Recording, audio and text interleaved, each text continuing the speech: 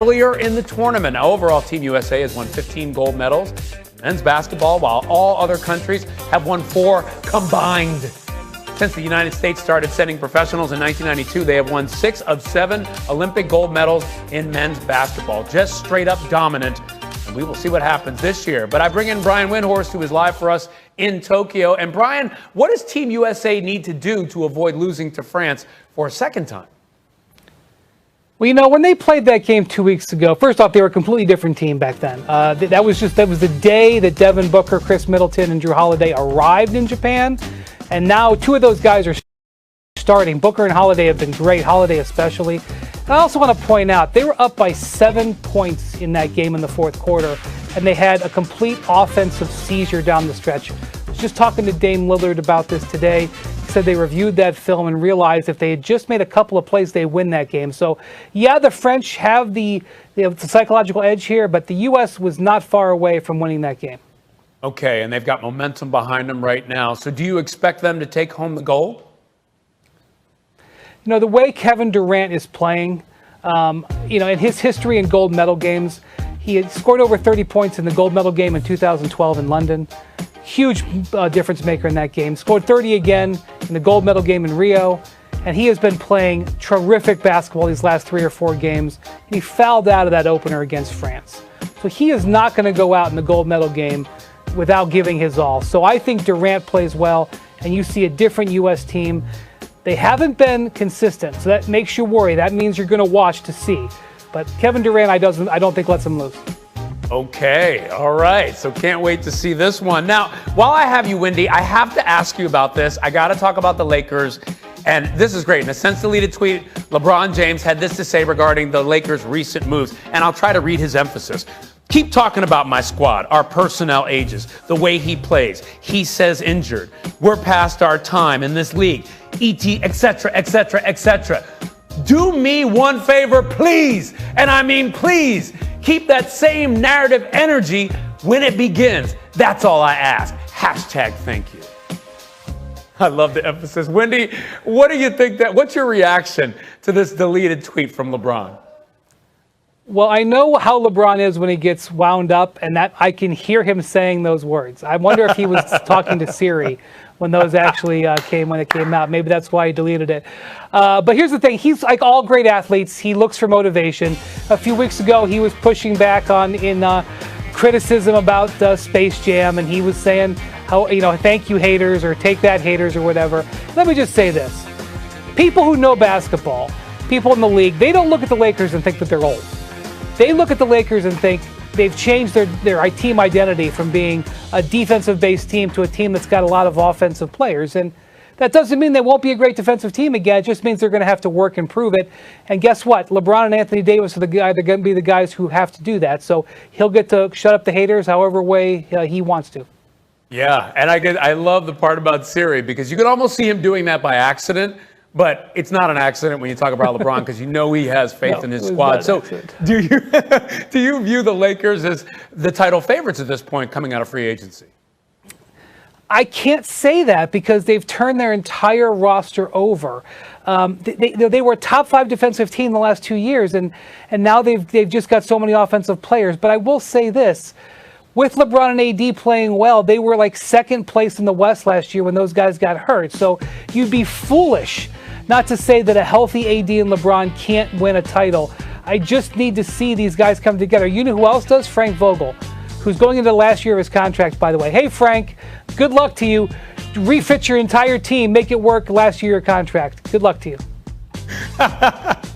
I love it. There's your present, Frank. Thank you so much. Wendy, always good to talk to you. Thank you so much. They've done enough to be a real challenge. Not one of these fake challenges where if the Nets are healthy like last year, LA's healthy, the Nets are healthy. I think the Lakers are going to be. No, they weren't going to. No one was going to take a healthy Nets team 7 games. You saw what KD just with Kyrie, without James Harden last year, without Harden, who was game for game the best player in the league last year. Just KD and Kyrie were whooping up on the Bucks, who won the championship so bad early it was embarrassing. It was a mismatch. That without Harden, who is the glue guy, the guy who made it all work, who was running really D'Antoni's offense and all of that. Now, what's happened since then? If the Nets are healthy, they have, I want you to think about this carefully, Marcus Spears. They have, at their size, the 3 greatest all-around scorers. They can score from anywhere. Whoever lived at their size. You know, Harden's like 6'5". Yeah, I'm not saying he's better than Michael Jordan scoring the ball. I'm saying, show me anyone 6'2" who could score like Kyrie from anywhere. Free throw line, three-point line, layup package with the handles, the whole thing. Same thing with Harden. Same thing with KD at 6'11". 3 greatest scorers from anywhere who ever lived at their size. Now, what else do they have? We saw Blake Griffin posterize Giannis last year in the playoffs. Why is that significant? Blake's value was never because of some refined skill. It's because he could do that, and he's your 4th option. And Joe Harris is your 5th option. Now you got Patty Mills off the bench. I'm sorry, the Lakers made a lot. That Westbrook trade was amazing for them. People who criticize it are out of their minds. Second half of the season, Lakers will take off. They don't have enough shooting to beat the Nets, period. So outscoring the Lakers is how you're building the Nets winning the championship. That's what you're saying, because you mentioned those 3 guys. Listen, first of all, let me say this. I mad respect for KD, Kyrie, and James Harden and what the Nets have done.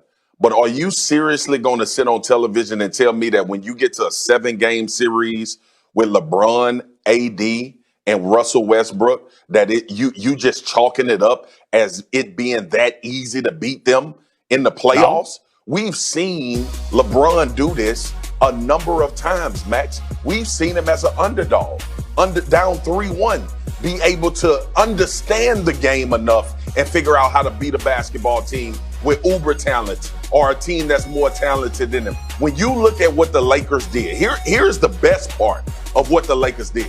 They removed Anthony Davis from the 5 by bringing in Dwight Howard.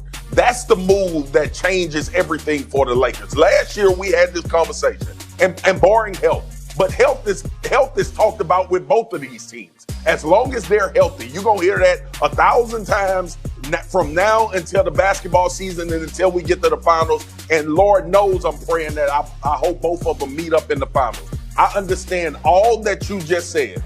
But here's the thing about basketball. And you've talked about this a bunch, Max. Usually the best team wins. You're talking about 3 guys right now.